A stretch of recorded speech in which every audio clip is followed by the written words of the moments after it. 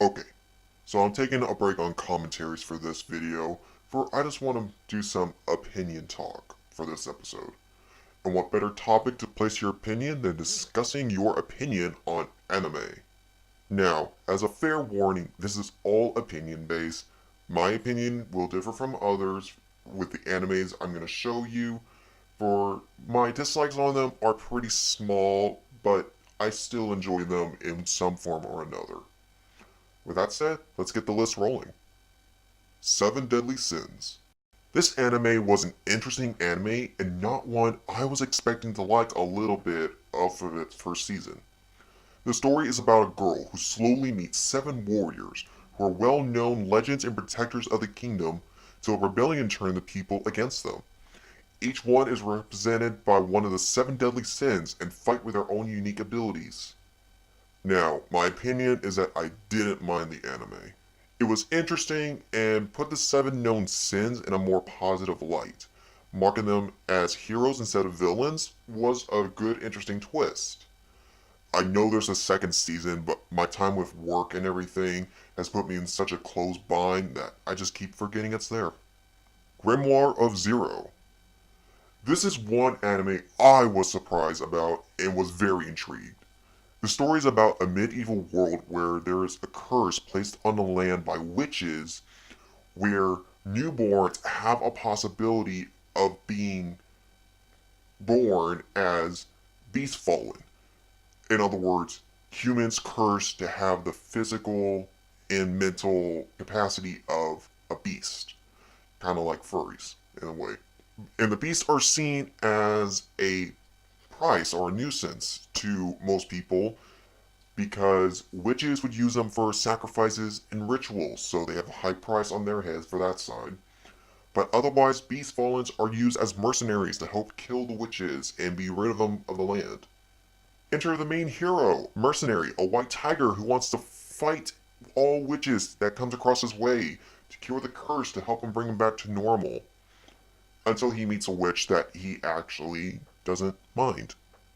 Now, in the original script, I said I didn't fully watch the show, but recently I have binge watched the entire 12 episode anime, and I really liked it.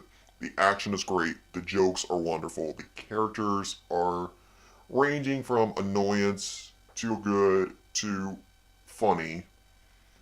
It was just all written off to be a very good anime, and one I do strongly suggest watching if you want something involving magic, beast, and action. Outbreak Company. This anime is one I think a lot of anime fans dream of it. We love anime so much that we wish we can live it. Well, the protagonist in Outbreak Company gets that wish, as he was hired by a Japanese company to go into a different dimension where it's a medieval world filled with magic, monsters, pretty much anything from an RPG like Skyrim, to teach the citizens Japanese culture from the language, the games, the reading, writing, everything. And it's pretty funny. This again, I say was like a dream I thought about a lot when I watched a lot of anime, but not in the sense of wanting to help teach. I'd much rather live it, not teach it. But I like how the protagonist used literally everything from manga, animes, visual novels, and other video games to help teach this world, a world that they have never heard about or never thought about wanting to learn. It's pretty funny. How not to summon a demon lord. Oh man, this was a good one. Now, like the last one, it was a dream come true sort of event, where a complete introvert gamer spent all his free time before and after work, days off as well, to play an online game to be the strongest demon lord of the game. But suddenly he gets transported into the world by a summoning ritual, I think it was, that backfired on the 2 girls that summoned him, turning them into his servants. Funny enough. This anime made me laugh a lot because it was just so interesting on how this character progresses throughout the anime. Because you have such an introvert who had a life full of nothing but bullying, isolation, just never having the interest nor the push to wanting to get to know people, to wanting to get people he can feel he can care for. Until he came to this world, where he slowly builds that connection, slowly gains that determination to protect the people he care about, the ones he sees as friends. Maybe more eventually. It's very fitting and very powerful, and I think it's just one that you would all enjoy. Overlord. Same thing as Demon Lord. The only difference is that the NPCs can come alive, or now alive, with their own personalities and powers. And it becomes a learning experience, of course, for the main character to know how this kingdom works, how each kingdom works itself, the armies, the magic, the limitations. It's very interesting how far this person goes, this main character goes, to learn everything to becoming a full-on lord. Same reason as the last. It's just the whole progression on how he sees through this world, how he works it to his advantage and everything. What got a little annoying though was the jokes and some of the creepiness, but I want to say that's part of the anime's charm. Like, for one of the characters is like a woman that he purposely changed the coding to make her love him before this whole change happened.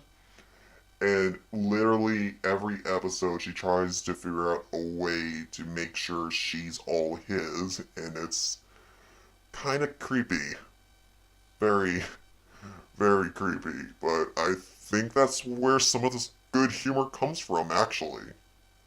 But it's a very good anime, it has some good jokes, some very surprise twists and turns. I do suggest watching Overlord and How Not to Summon a Demon Lord back to back if you want something of the same scenario, just seen in two different worlds. Dot Hack series, mainly Signs. Now, this was my childhood. Back in the 90s and early 2000s, Dot Hack Sign came out. It was an anime of a game called The World, another WoW sort of game to put in comparison. What happens in it though is one character has some sort of mysterious incident happening, making the character lose all their memories, from who they are, what their name is, what is their purpose, why they're even in the world. And they can't even log out of the game for some reason. So as slowly as the anime progresses, we gain more friends, companions to wanting to help this person to get out, to figure out what's going on between the world and the real world that has a connection. And it can get pretty creepy when you add the fact that people in the real world, if there's an issue that happens involving the coding, they get put into a mysterious coma. Very creepy. And this has led on to even video games to expand the story.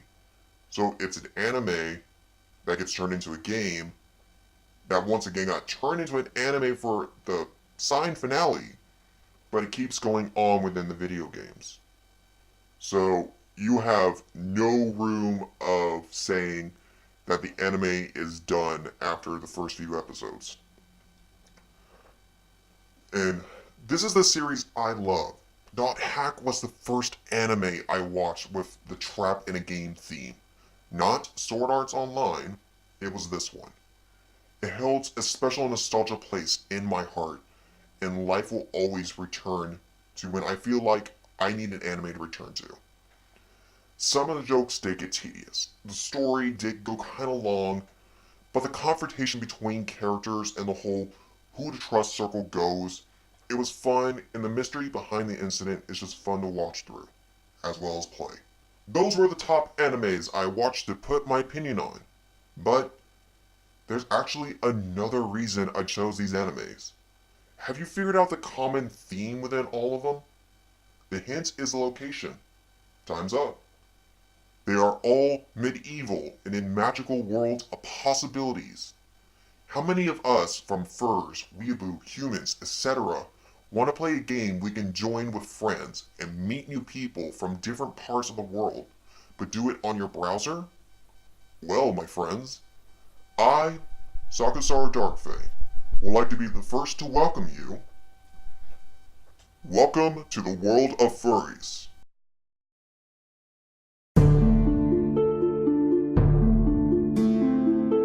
World of Furries is going to be a web browser medieval role-playing game that's main focus is that of customization and exploration.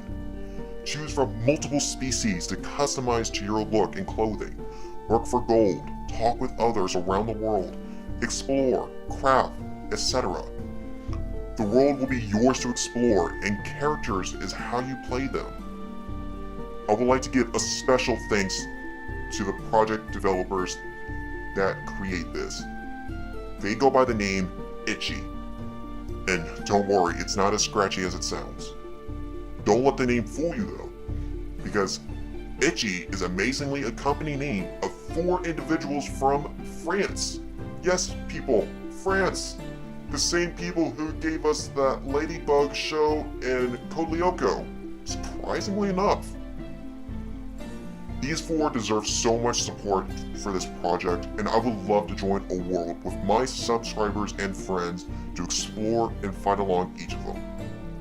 You can explore in their Kickstarter in the links below, where you can donate as much as you like.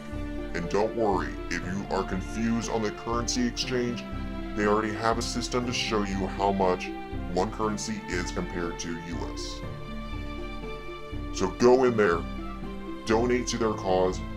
It doesn't have to be for reward if you don't want to, but if you like, they have over hundreds of possibilities that you can gain by donating a certain amount or more. So go check them out if you like. The more you donate, the better rewards will be granted to you. But even sometimes, giving without the desire of something in return is the best gift you can give to another. I already donated some money to the game, and this is my contribution to help them out. If you are a furry, supporter, scaly, human, orc, dragon, Argonian, whatever, and you like to play a furry game or like to try something new, give this one a look. Spread the word. Let's give them all the help they need to make this furry game come true. Fang out.